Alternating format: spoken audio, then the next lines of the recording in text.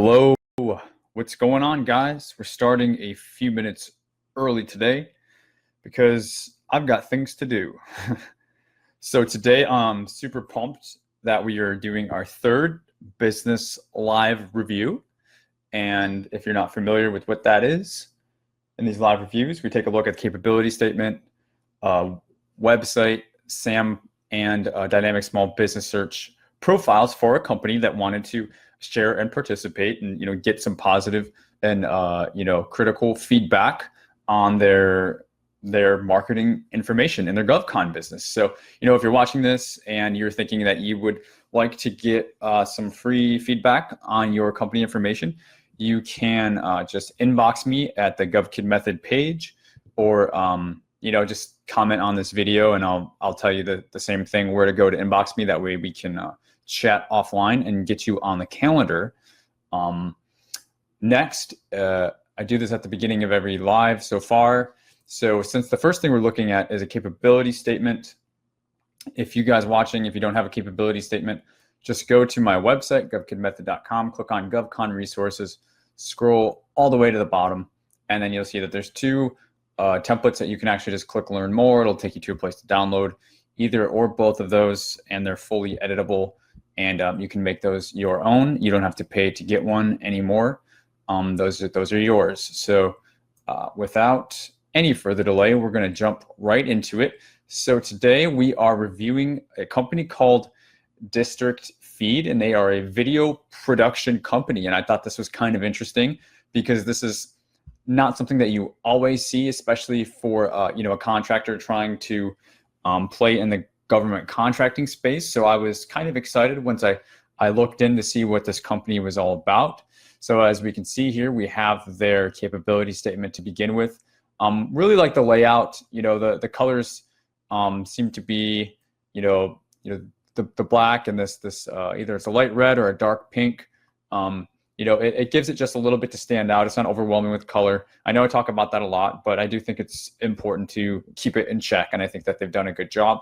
They have their company name / logo right here, which I think is, it shows professionalism in the industry that they're in. It should look pretty good if that's, visual media is, their expertise. I always look for primarily the Cage and the DUNS number. So we've got those right at the top, big, bold letters.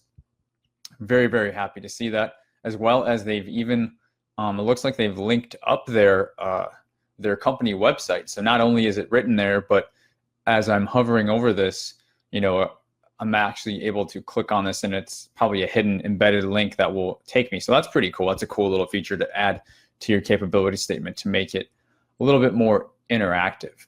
So let's see what what these guys are all about here, guys or gals.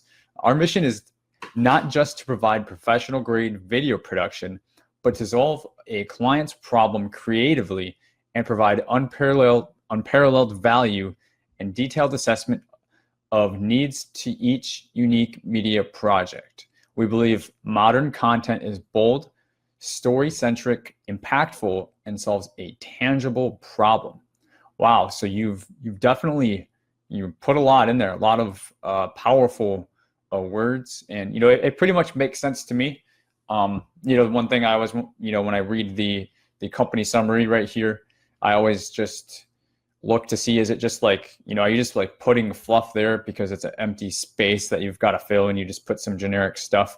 I don't think this was generic. I think it was specific enough, and I get a good enough sense of what your company is about in that statement. So I think you've done a good job there, kind of talking about and relating it to solving problems that are tangible. I like that as well. Moving on down, we have core competencies. So we have animation videos, commercial productions, educational films. I'm just going to skip around. We've got training videos, which I think is, training videos is a big thing in the government space. I'm trying to see what else I know to be. Graphic design is big. Video campaigns are always a thing that agencies are looking for, typically to market and advertise their agency. Specifically, for example, I've seen a lot in the DoD for the Army and the National Guard. I've seen a lot of this type of work that I would, if I were to say, see something, I would be like, wow, this is a perfect fit for district feed. I've seen that on FedBizOps. So I think this is good bullet point format. Makes it for an easy scroll. And, I do see a number of things in here that will carry over to the government contracting space, because I'm assuming you're in the commercial world as well. So you're kind of playing both sides of the fence, which is great. So just want to make sure there's enough overlap for, work to do in the government side of things. And I think you've done a good job at identifying some areas that would overlap for opportunities that you would see, for example, on FBO, which is moving November 8th, by the way, exactly 1 week. Next Friday, FBO is going to be gone. At least that's what they tell us, guys. Past performance. So you've got some impressive looking past performance here, just, for the customer in general. The American Psychological Association, National Association of Colleges and Employers, Adventist Healthcare, Comcast Spotlight, and the DC Homeland Security and Emergency Management Agency, which is awesome. It looks like you already have some. I don't know if this was a government contract, the Homeland Security. I don't know if it was, a straight prime government contract, or if it was commercial, or if it was a subcontract. But that is a very good past performance to be able to leverage in the government contracting space. Homeland Security is, it's a big deal. So it looks like you've already, gathered some really good and adequate past performance here. So good for you on that. Moving on, differentiators. I always like to see something like this. A lot of capabilities statements don't have differentiators. So, why are you guys different? Hopefully I'm about to find out. So you have crew members with over 10 years of experience. Okay. Large roster of creatives to fit any project scope, local video production team, so local to Washington, DC, and then top of the line cinema equipment. Okay, well, that stuff sounds great. I'm not sure how much of that is a differentiator, because I'm sure that there are video production teams in Washington, DC with, crew members of 10, as well as, roster of creatives with top of the line cinema equipment.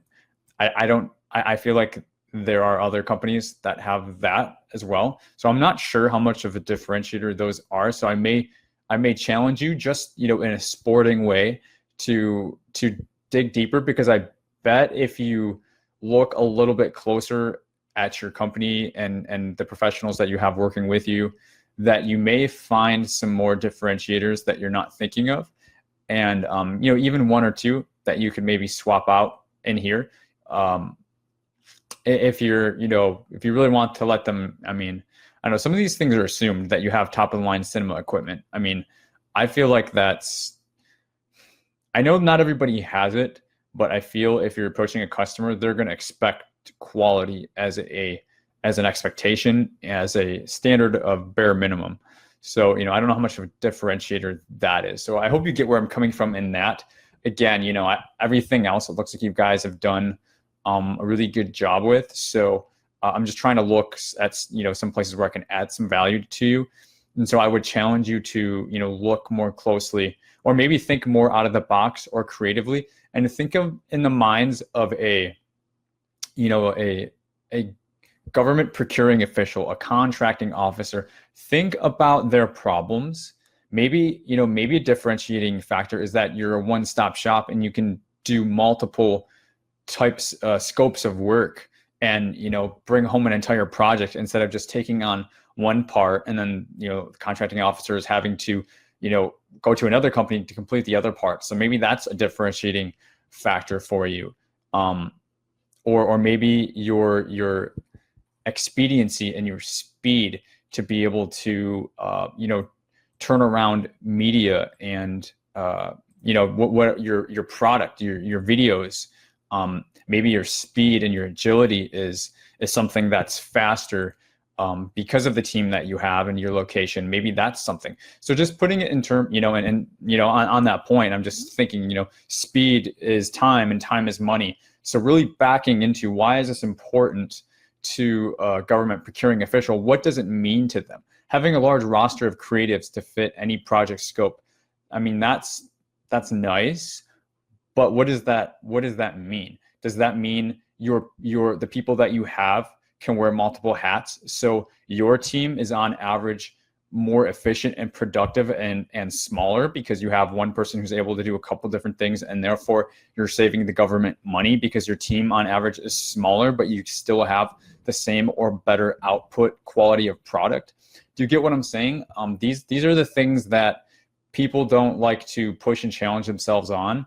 And so you don't see it a lot, but when you start to change your thinking in those terms of, solutions and what it actually means to the bottom line in terms of quality or dollars or, what have you, you start to get better, results. So ask better questions, you get better answers.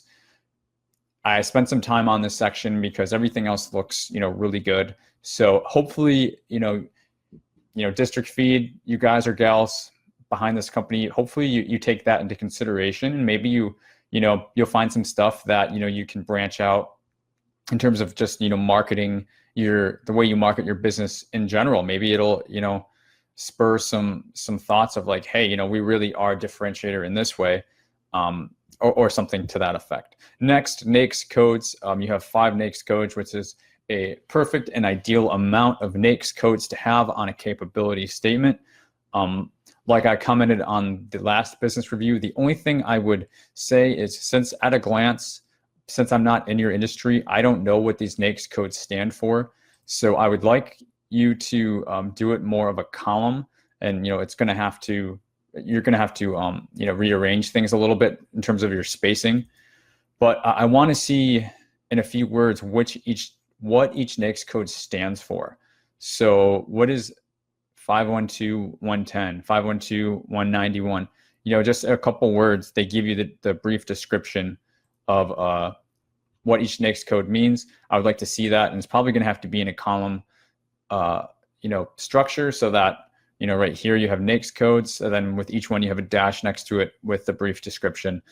That's what I would like to see, because again, the whole point of a capability statement is to create ease of readability and to get your company information across to the reader as quickly as possible. And having it this way, you have to insert a step. Now a person has to go and research each of these and figure out which one means. And you could assume that it's going to match up to one of these, and that it's going to tie into your company summary right here. But I mean, you never know. Like that is not a safe assumption, because I've seen otherwise many times. So that's something that is an easy upgrade that I think you could do that would improve your capability statement, just a little bit more. And I don't think it needs much more improvement. So it's just something that you can do to, take you to the next level. And lastly, we've got point of contact. Perfect. We've got the name, the title, email, all the contact info right here. That's great. Just actually one other thing. I don't know if you have any socioeconomic status, or if you're in the process of getting a socioeconomic status. You should at least have on here somewhere that you're a small business. I didn't see that anywhere, but if you do have any other status, you want to include that as well, because again, that's something that's very, very important to leverage if you have it. The capability, the CAPE statement is one of the main places you want to have it, and you could even have it somewhere up here at the top. So yeah, that's something for you to look into as well.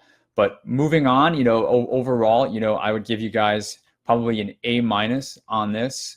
And I think it's really, really good. I think it's really good. And I think if you were to implement the couple things that I mentioned, you would be at an A or an A+. So, super, super job here. Next, I want to take a look at your sam.gov profile. So I'm going to switch pages here. Bear with me. And for the interest of time, I actually went and I pulled up your SAM profile ahead of time. If anybody doesn't know how to, search records, you just go to search records when you go to sam.gov, and you type in the Cage or the Duns, and it will pull up the company's, their profile, and then you can, start poking around and seeing what the public information is. So that's all that I'm doing. So we are looking at district feeds sam.gov profile now. And the dates is kind of the first thing that I always look at. The business start date was May 3rd, 2016. And then I was a little confused because I saw this initial registration date of March 26th of last year, but then the submission date was only July of this year. And then it looks like you've got your registration got accepted on August 16th of this year. So it looks like it's just been a little bit of a process for you guys, that maybe you started in 2018 and you finally just got in the game in August. That's kind of how I'm reading these 3 different dates. If so, congratulations, guys. You've been in the game for just a couple of months based on your CAPE statement. You already have some past performance, and as what I've seen in your CAPE statement, your marketing materials look pretty solid. So you guys are off to a good start. We know that you're based out of the Washington, D.C. area, and so it looks like Woodbridge, Virginia. So business type, we are able to see here that it's a Black American-owned business type. So, I mean, maybe that's something that you could include into your CAPE statement. It's up to you. There's not a particular set aside for this, so that's why I said it. That's kind of up to you. You more than likely would be eligible to enter the 8A program, the SBA 8A program, which is a tremendous opportunity. Depending on when and if that's something you want to pursue, that's something that you could add as a major thing to your socioeconomic statuses. Since we were talking about that, you could get into the 8A program at some point in time if that was a route that you wanted to pursue, but I would highly encourage it. Now we're going to take a look at the NAICS codes. I see 5 here. All I'm going to do is I want to make sure that these line up with what's in your CAPE statement. So the first is 512110, and I'm assuming 5419. I think I found one. 541921. Okay, so there's one NAICS code and then 541890. So there's a couple of NAICS codes that don't line up here. There's this 541890. Other services related to advertising, which sounds good. 541. Just making sure I'm not missing it. I don't see that here. And then this 541921. I don't see that in here as well. And you don't have to have all your NAICS codes that are in your SAM profile on your CAPE statement. But the only reason I'm calling it out is because you have 5 here and 5 there, which means I think that you have some NAICS codes in your CAPE statement that are not added in your SAM, which you do need to have that. So let me just check now in reverse. So 512191. So that's there. 541810. So this is the first one, the 541810. This is not in your SAM profile. So you need to go and add it if that's something you're going to advertise. And then, okay, it looks like you have the graphic design one, and then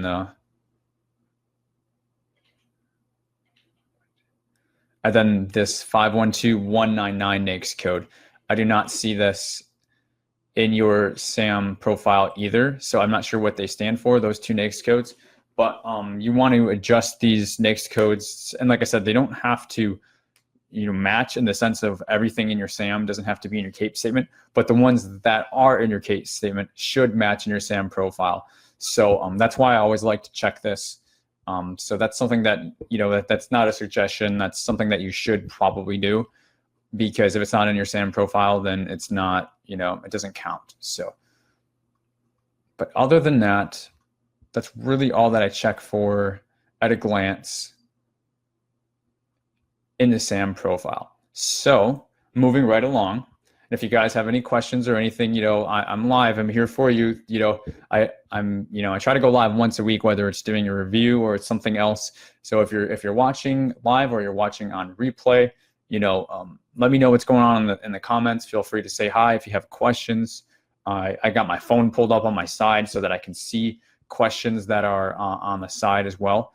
So, and if you just want to, watch, that's cool too. That's why I'm doing this.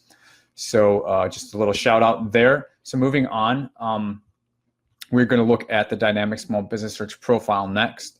Those of you who don't know, one way you can do that is there's a link for it in every SAM profile.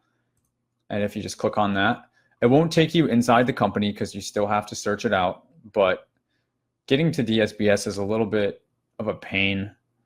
And so it's, it's one way of going about it. So I'm going to pull, if my computer unfreezes, pull the cage code.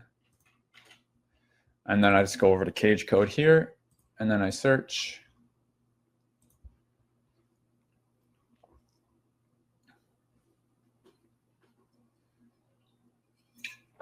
And it always takes a few minutes to search because it's searching the entire database. And we see here we have one search result, District Feed Productions. We know this is the right one. So we are in business. All right, cool. So the SBA profile, the first section, all automatically pulls from your sam.gov.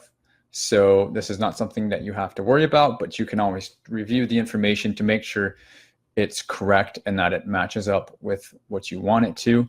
I like that District Feed has put their the website in their SAM so that it pulls automatically through. Because sometimes I see this blank, and it's just because the company may not have a website, but sometimes they do and they just forget to add it. So always nice to see. Really, that's not too much to see there. Next, really what you're looking for here is the socioeconomic statuses, if there are any. So we see, hub zone, a small disadvantaged business, which the SDB, I believe that's just a self-certification. And I do believe that you would likely qualify for small disadvantaged business. So that might be something you want to look at District Feed to see if, you want to represent yourself as a small disadvantaged business based on your revenue size of your business. 8A certification, nothing yet, but maybe in the future, as I've commented on. But so pretty much all blank right here. So at any point in time in the future, if there's opportunity to update this in your SAM, just do so, and then it will automatically pull an update here. Super important stuff if you have it, but if you don't have it, there's not much to do, and that's okay. Next, we have a capabilities narrative, which I haven't read any of this yet, so we're going to be looking at it together. So let's see what it says. We are a full-service video production agency specializing in animation videos, promotional videos, commercials, explainer videos, training videos, educational, films, documentaries, PSAs, and more. Okay, I think that is excellent. First off, I'm glad that you even filled it out. A lot of people skip this. You know what? I was going to say a lot of people skip this step. It's not that a lot of people skip this step. What it is people either fill this out or they don't. As I mentioned before, about half of this gets automatically filled from your SAM, and then the other half remains blank until you go in and fill it in yourself. So it looks like you've gone in and filled it yourself, and oh wow, looks like you even put some past performance down there. I'm getting ahead of myself, but I'm a little excited because I never see that. So I'm excited to see that, and we'll get to that in a minute. I think your capabilities narrative is accurate, and it is sufficient, and it is good. If I'm not sure if you're at the character limit or not. If you're not, the only other thing that I could think of to maybe bolster this and make it more effective is to add some of these other keywords that maybe are attached to your NAICS codes. And now we can see the NAICS codes descriptions. These are the descriptions that I want you to add. This is what I'm talking about on your capability statement. I want you to add these descriptions here. So it's going to require a little bit of restructuring, but as you can see, it's so much easier to be able to see the code and then be like, oh, okay, this is graphic design, this is photography, this is motion picture. I mean, it tells a story in just a second and a half versus looking at this here and having no idea. So I know I beat that dead horse, but I think it's, you know, a good thing to implement. So capabilities narrative, I want you to maybe look at some of these keywords and plug them in here as you see fit. You may have one or two in here already. If you have not met your character limit, consider going back and it's not keyword stuffing. Don't just put comma, comma, comma for the point of getting them in there, but try and write another short sentence that includes keywords. It's just going to help you in your search results in the DSBS database. Next, special equipment and materials. This is cool because I never actually get to see this line used. So you've added in cinema cameras, drones, GoPros, underwater cameras.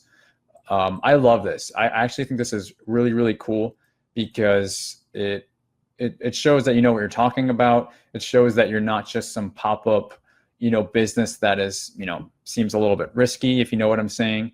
Looks like you've got some, you know, specialized, expensive and quality equipment that will, you know, that can be used in a variety of different ways. You know, I see underwater here, and then drones for up in the air, and then GoPros for live feed. So anybody who's looking to get media created, I can definitely see them saying, "Wow, yeah, this is really good." So really happy to see that. NAICS codes we've already talked about. These just pre-populate, and then keywords, animation videos. This looks like you did a copy and paste from your capabilities narrative, which is fine. There's nothing really that I'm going to say about that since I already talked about, you know, adding on to the narrative if you still have a character limit. The only thing about keywords is just try to use them all. So if you still have space, you know, again, you know, maybe get some idea from the NAICS code descriptions. Just try and think of ways that government contracting officers would be searching, because they're not just going to be, you know, searching based off of, you know, commercials or videos. So try to think a little bit outside the box and maybe get a few more keywords that way. And then miscellaneous is not applicable to most. But then lastly, I see that you've put 2 of your past performances in here, and that's awesome. You know, so you're looking at your overall profile. I have a good amount of confidence that if I saw a need, or if I know of a need, that your company, you know, can probably perform on it. If you've left the value blank because you think the amount is too small and it will work against you, then that is absolutely fine. You don't have to add the value. If you have a respectable value, since you have left it blank on both of these, I would encourage you to put the value in. So that's your call. You know, if you think it's too small of a job, then just leave it blank. That's fine. You've done a really good job at including, you know, at least the customer in your past performances in your CAPE statement. And so now this is the second time I'm seeing these 2. So you're getting a little bit of me seeing, you know, me as a viewer, me as a potential contracting officer seeing this a couple times. And so now it's starting to get ingrained in my head. And, you know, that's a really, really good thing. Again, coming from the place of trying to make it better, I think that maybe your best past performance, only in terms of you know, relationship, would be the Homeland Security. So that would be one that I would consider putting, you know, as number 1 right here at the top, showcased, because, you know, if you're going to be in the government space, that's probably going to be the most relatable in terms of an agency that would, you know, just, you know, get that confidence across even further. Like, oh wow, these guys and gals have done work for the Department of Homeland Security. Like, okay, like they get it. They're definitely not newbies, and they can, you know, probably perform a my requirement, and I don't have to lose sleep at night.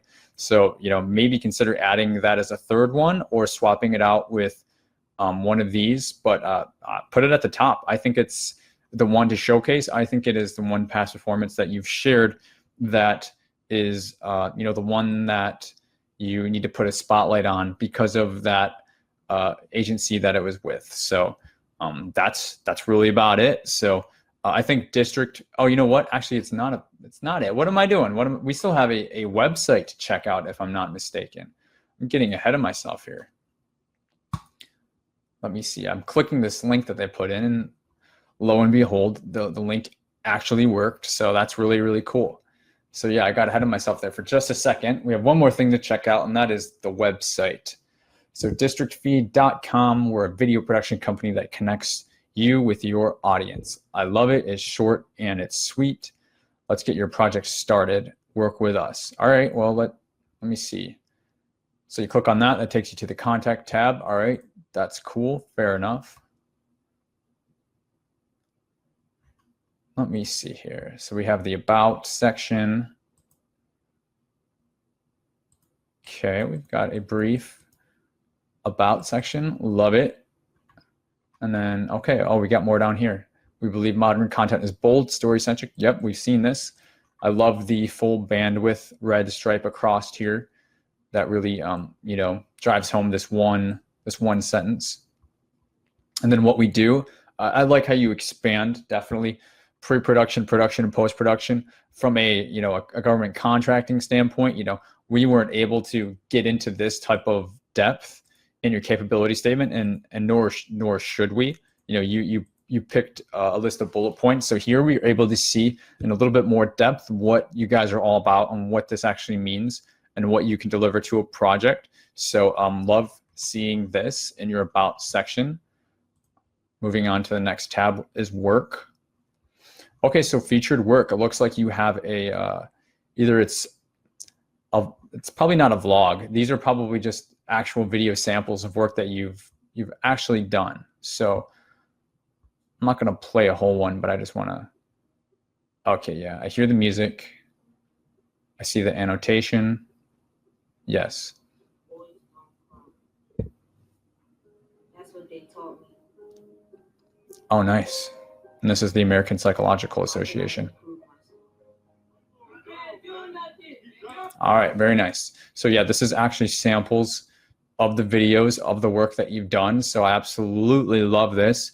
I mean, in terms of past performance, this is, you know, this speaks for itself. And most of us cannot do this because we're not in the cool space of, you know, media and video production. So it's harder to show things off. But I mean, heck yes. I mean, this is definitely a great thing that anybody in the commercial or the government contracting space would, you know, get a lot of value from looking at this. So I love it.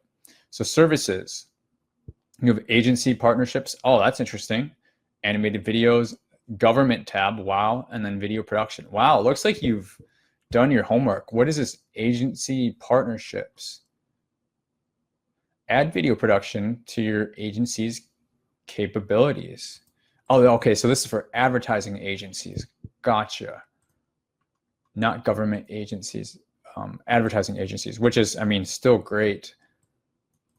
But I'm even more excited because you actually wrote government here. So it looks like you may have built out a government page. Yeah, you did. I see the NAICS coach, Cage and Duns. Love it. Okay, guys, this is a really good example of something that if you have a website and you're in the GovCon space, I want you to do this. This is a good example. And I haven't read these blurbs yet, and I don't have to, because as a contracting officer or somebody on that side of the fence, they want to be reading something that's for them. And just the fact that you have government right here, it's like, okay, then I see the American flag. Then I scroll down, I see NAICS coach, which is, you know, only applicable to the government sector. So we know that you're speaking the language. And then the Duns and the Cage code like really brings it home. So I absolutely love this. Depending on how serious you are at getting work with the government, you may want to make it its own tab so that it's not buried, because, you know, I didn't see it until I hit the drop down here. And so again, like I said, I love this, trying to, you know, enhance you and make you better. If you're trying to be really serious about going after government work, you may want to just do another tab that says government, and then just leave the services to be the 3 tabs, and then move the government one out. Just, you know, just the food for thought. And then on that same note, on your homepage, you could even link it and say, let's get your project started, work with us. And then, I mean, you could do another button that says government and take them directly to that page. again, it's just all about ease of use and getting the information to the right people who want it. So that is just something to consider. You certainly don't have to, because you can always, I mean, when you open this up, it's going to be districtfeed.com/government videos. So you can always use this link to advertise with and send them directly to this page of your website. I mean, that's just as good. But I mean, there's not much for me to critique here, you guys, because this is something that I don't always get to see. And same with your DSBS profile. You had your past performance in there, and you had your keywords all filled out, your capability narrative. So on this part of it, I mean, I really give you guys an A+, because there's not much. I see you got your blog here. Awesome. Yeah, I mean, not much else for me to tell you guys. Really, really good job at doing all of the right things. At this point, it's just about driving traffic, and driving traffic in the government space means it's marketing. So marketing is going to conferences, which is not something that I put at the top of the list, but it does get a little bit of weight, especially if you're in the DC area and there's a lot of conferences to go to. So you can drive traffic through going to conferences, handing out your CAPE statement, your business cards. You also respond to market research, sources sought on FedBiz Ops, and then you direct them to this government page on your website when you do that.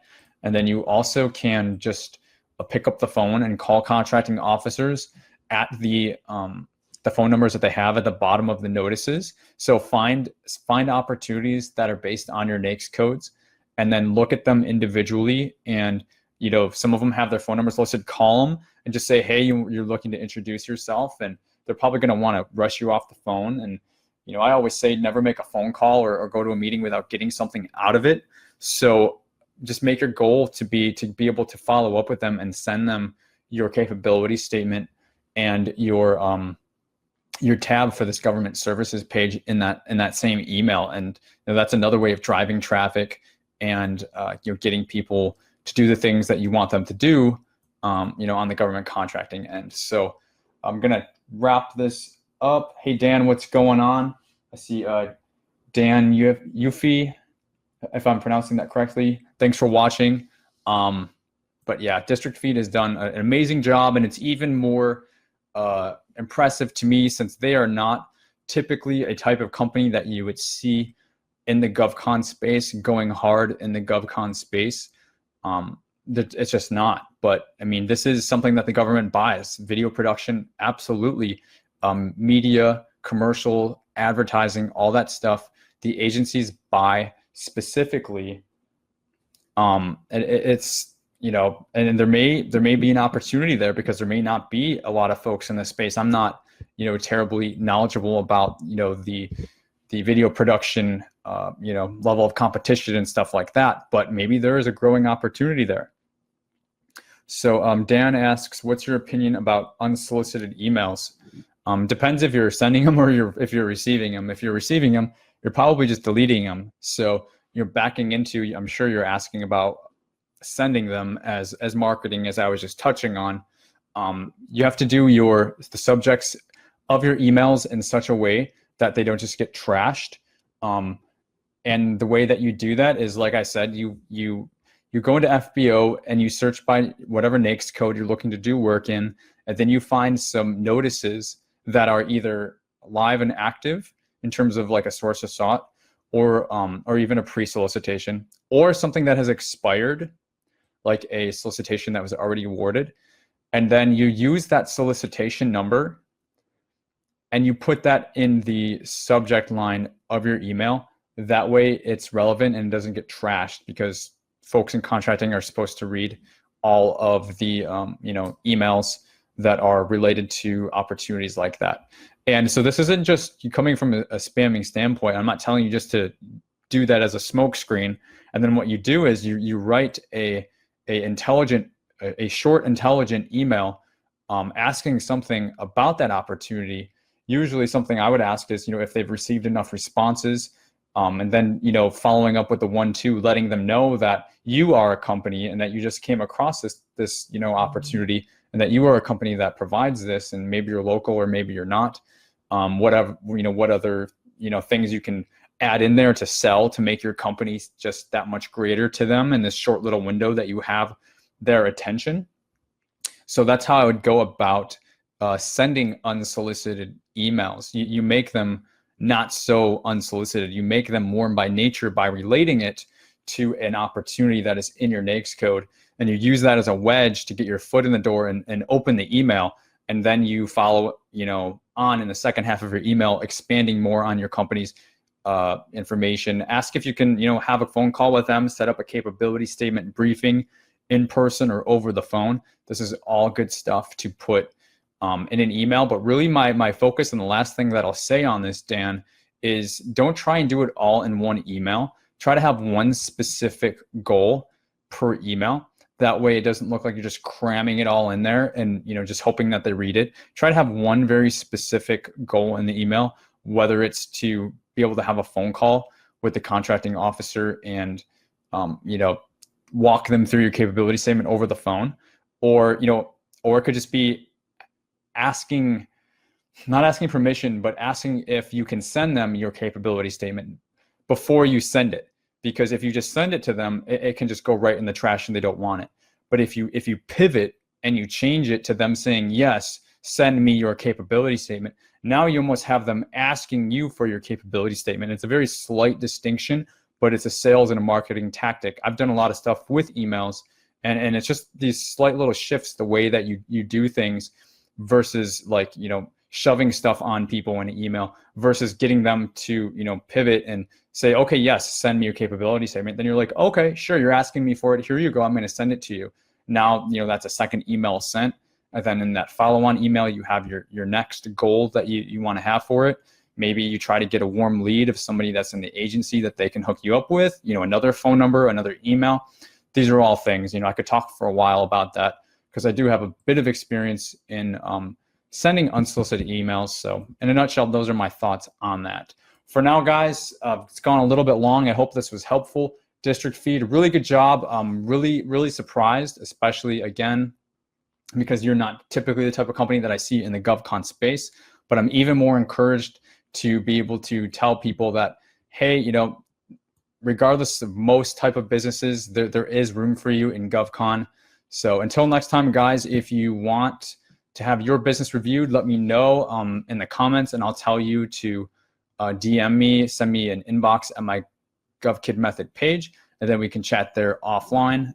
Until next time, we will see you. And this thing always stumps me because I've got to switch over. Okay, guys, now we'll see you later.